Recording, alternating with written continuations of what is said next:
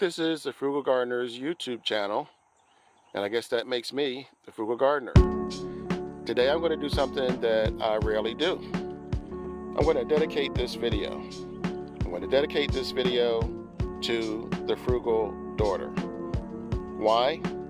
Because she not only inspired but encouraged me to make this video. She inspired and encouraged me to plant what you see before you. These are herbs that are, for the most part, medicinal, and I kept putting it off, and finally did it this spring. There were some issues. I replanted, and here we are. So I'm going to start with this one here because it's the most noticeable one, the most recognizable one. This is lavender. I don't have a lot of lavender, but I did have lavender that I ordered for making candles a while back.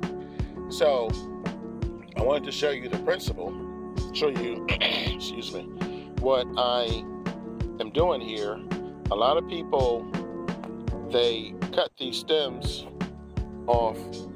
By the way, this is spearmint, and they cut off the bottom leaves so that they can tie a string around these and hang them to dry. Well, I buy these bags by the dozen. I buy them to keep the squirrels and the birds away from my blueberries, from my apples, from everything that I grow in my garden that I like, that they like grapes. And so I had these laying around, and I thought, instead of wasting the leaves, I'll just use these bags for the same purpose. And this is what I did here. A friend of mine, well, she passed away. Her name was Betty. She was a good friend.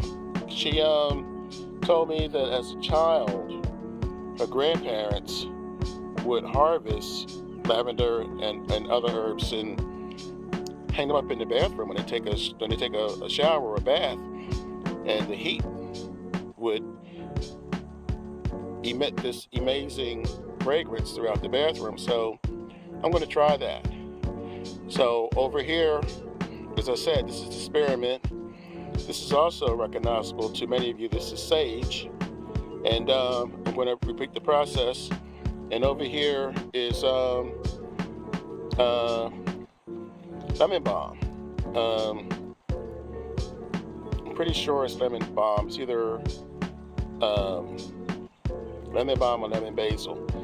I have to go back and check that. At any rate, I'll put that down excuse me, in the remarks.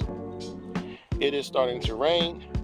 I'm going to put each of these in the bags like I said, and I'm going to hang them to dry. This is the Frugal Gardener. Just wanted to give you this brief harvest update. These will continue to grow in my garden, so this is the first harvest of probably 2 or 3 between now and the time it gets cold. So I'm out of here. Remember, when you grow your own food, you'll always know where it comes from. This is the Frugal Gardener, and I'll catch you in the next video.